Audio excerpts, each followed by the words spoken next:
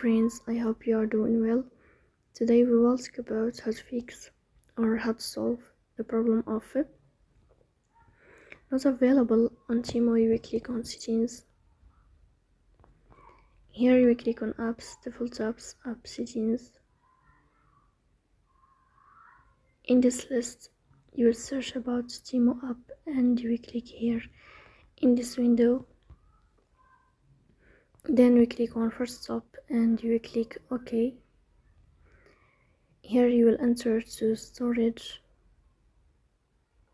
Then we click on clear cache. In the end you will turn off your phone and you will wait a moment to restart your phone again to fix that problem. So please don't forget to support us by like and subscribe. See you next time in another video, and thank you for your watching and your attention.